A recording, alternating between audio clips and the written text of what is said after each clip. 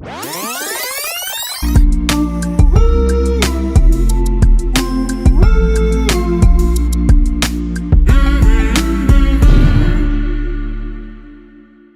everyone, welcome to How to Rank It.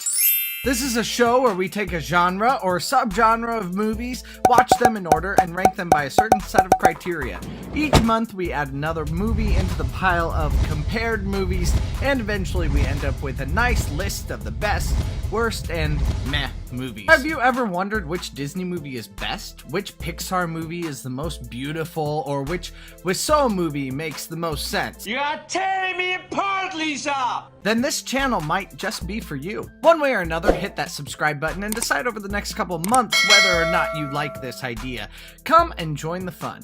Right now we are ranking every Disney movie in order and deciding which one is the best using the SMACT system, which is a very pretentious way of saying we're judging these movies on storyline, music, animation, character, and technology. Come and join us and let's get ranking together.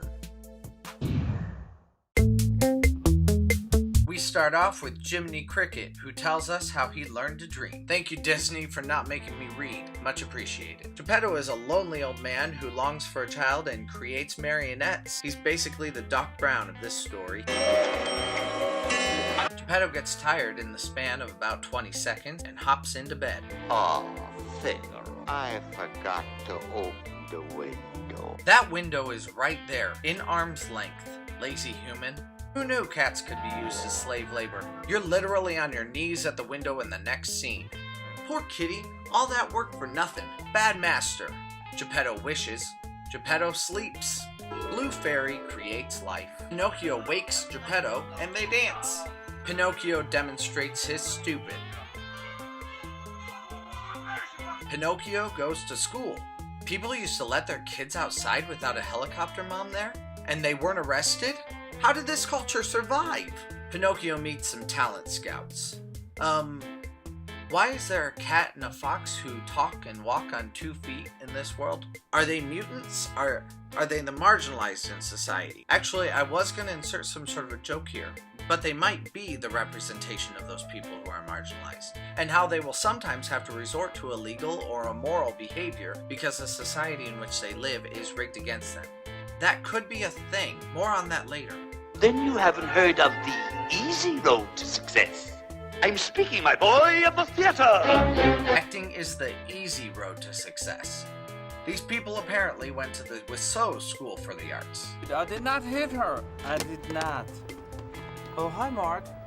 When does Pinocchio learn this song and dance routine? Wasn't he born yesterday? Literally? I usually need at least a couple days to memorize a number. What does an actor want with a conscience anyway? Best line ever. There! I hate Stromboli. I waffle on, is this Pinocchio's fault or Jiminy's or Geppetto's? I want to say it's the dad's fault. But is it really such a terrible thing to let your, 6, 8, 10-year-old outside by himself? And even if it is, isn't a single dad deserving of one mistake? This whole movie seems to be about how life doesn't always go your way. Unless you have a magical fairy, then you might be given a free pass out. You see, Pinocchio, a lie keeps growing and growing until it's as plain as the nose on your face. Your nose is growing comes directly from the saying, it's plain as the nose on your face. Interesting. Boy! Oh! Another scary face. These two faces prove that Disney was not for kids. Pinocchio runs into Honest John again. If you have to call yourself honest, you probably aren't. It's like someone calling himself a ladies' man. If you have to say it, it's probably not true. I love how Jiminy is not big enough to defend himself. Perfect metaphor for conscience. Pleasure Island. This was made by Walt Disney, right? Is this a reflection of how he felt about amusement parks? Is this why he felt he needed to make a family-friendly one, perhaps? Shooting pool. Why would you drink and smoke and shoot pool when you have an amusement park outside? I'd rather ride the Matterhorn. Underage drinking and smoking and, oh, the word jackass. Clearly Disney was not solely targeting a family audience. Well, they're not donkeys yet. Apparently there's been no jackassery. Pinocchio must be just that good an influence. Smoking. Apparently playing pool is as bad as smoking. We had a pool table in my Christian youth group. Was I making an ass out of myself? Actually, I probably was. Nope. I'm sure I was. What happens to these children? Are they slave labor, or fur coats, or glue? And why is it just happening to his friend and not as much to Pinocchio? Did Pinocchio start out more innocent? What do they tell these boys' parents? Or is it a human trafficking parallel? More on that later. Pinocchio runs away and washes up on shore. Hey, he was swallowed by a whale. Swallowed by a whale? Yeah. Hey, where you going? I'm going to find him. How would Pinocchio know how to make a whale sneeze? Did we cut out the learning of this in a deleted scene? Pinocchio dies in a final act of selflessness. Deus ex machina. As a single dad, this movie feels real and somewhat raw to me. It acts as great allegory for single parents or parents who want to adopt a child. This movie shows both the hardships and the love of single or adoptive parenting. I enjoyed it far more than I remembered, and it even managed to squeeze a tear from me twice. The biggest thing that sets apart this storyline is the real-world issues that this story parallels. Adoption, single parenting, the plight of the marginalized, and human trafficking are all discussed in this movie as secondary plot points. Pinocchio and Geppetto serve as examples of a very loving non-bio parent relationship. It's not a perfect parallel though, because the relationship seems to blossom over what I can only assume is a 48-hour period. But it's Disney. Most major life decisions in the land of Disney take only about 5 minutes to decide. The gleam in your eyes is so familiar, a gleam. The two darker elements are human trafficking and the marginalization of the oppressed. Do you ever wonder why there are only 2 talking humanoid animals in this movie? Even for Disney, which is rife with humanoid animals, this is a weird situation. All the other characters are humans. But could it be that these animals are to indicate, without expressly pointing to, marginalized people groups? And yes, showing marginalized people groups as animals is problematic to say the least. But given the time in history, this representation may have been a step in the right direction.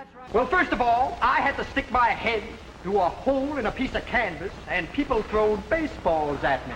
Oh, well, boy, you must be independent. No, but that darn bull is.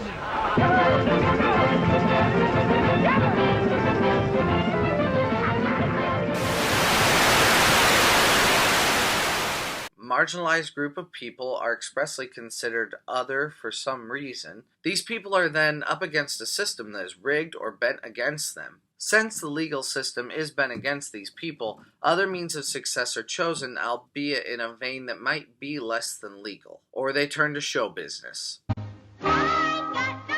Okay, not totally fair. But as of the 1940s, yeah, this was a thing. Harlem had some particularly egregious examples of this kind of exploitation. Blacks really weren't allowed to come in, really. And we knew that. But we worked under those conditions. We didn't like that one bit. But what could we do?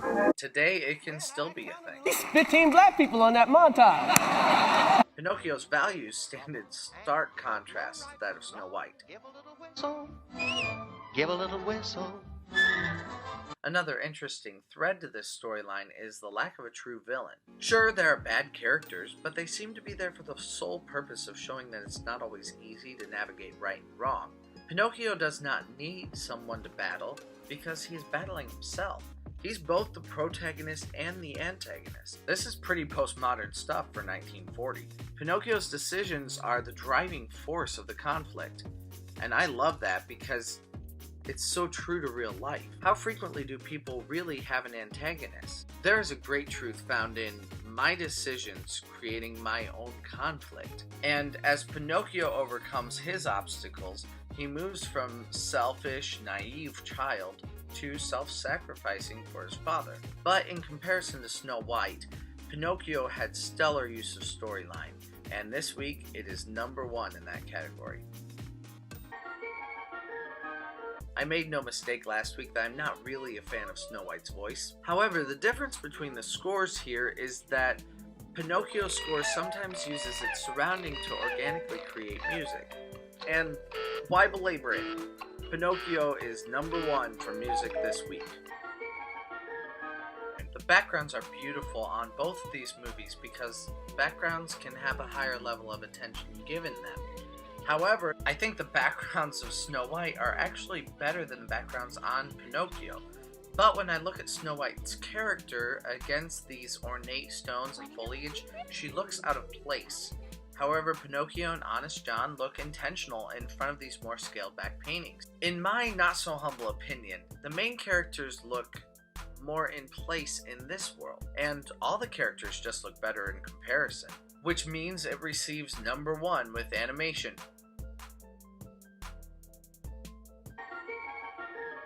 Character building is strong in this movie, with the exception of Fairy Fix-It-All.